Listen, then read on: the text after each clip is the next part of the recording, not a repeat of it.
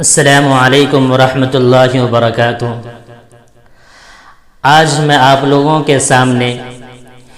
ایک نہایت ہی اہم اور امپورٹنٹ ٹاپک لے کر آیا ہوں۔ آج میں جس ٹاپک پر بات کرنے جا رہا ہوں وہ ہماری سوسائٹی میں، ہمارے سماج میں، ہمارے معاشرے میں بہت پھیلا ہوا ہے، اور اس چیز پر روک لگانے کے لیے نبی کریم صلی اللہ علیہ وسلم نے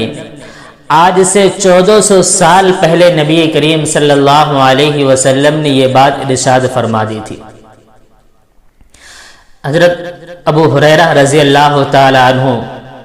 نبی کریم صلی اللہ علیہ وسلم کا یہ ارشاد نقل فرماتے ہیں۔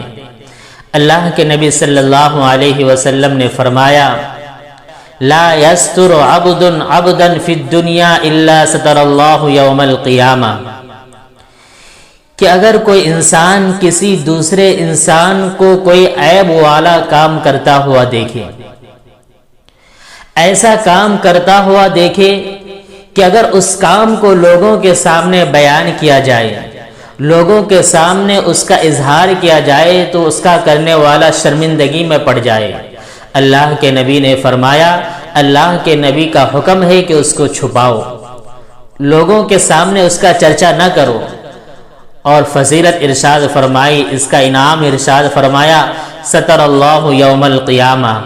اگر کوئی انسان دوسرے کی عیب پوشی کرتا ہے، ستر پوشی کرتا ہے، اس کا انعام یہ ہے کہ جب میدان محشر قائم ہوگا، جہاں سارے کے سارے لوگ جمع ہوں گے، آدم سے لے کر کل قیامت کی صبح تک پیدا ہونے والے سارے انسان وہاں جمع ہوں گے، اللہ کے نبی نے فرمایا اس میدان میں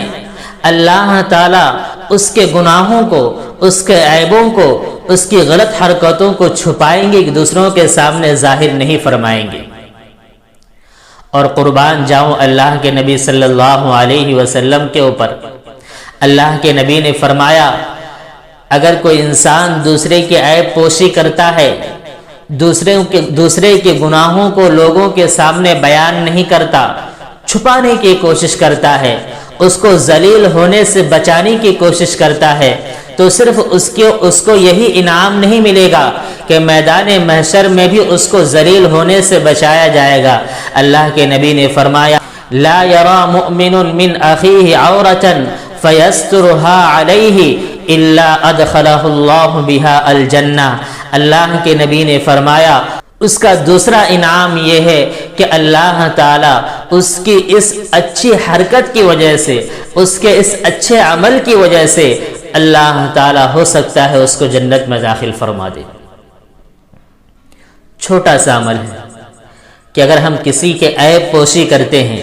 کسی کی ستر پوشی کرتے ہیں، کسی کا عیب ہمیں مل جائے، کسی کو ہم کوئی عیب والا کام کرتا ہوا دیکھ لیں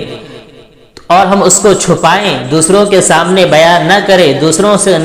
سے اس کا اظہار نہ کرے، دوسروں کے سامنے نہ پھیلائے، تو اللہ تعالیٰ اس کا اتنا بڑا انعام دے رہے ہیں کہ میدان محشر میں بھی ہماری عیب پوشی کی جائے گی، اور اللہ تعالیٰ، اللہ کے نبی نے فرمایا کہ ہو سکتا ہے کہ اللہ تعالیٰ اس کی اس اچھی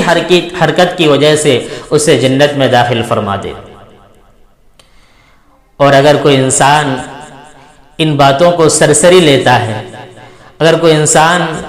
دوسروں کے عیب کو معاشرے میں، سماج میں پھیلاتا ہوا پھرتا ہے،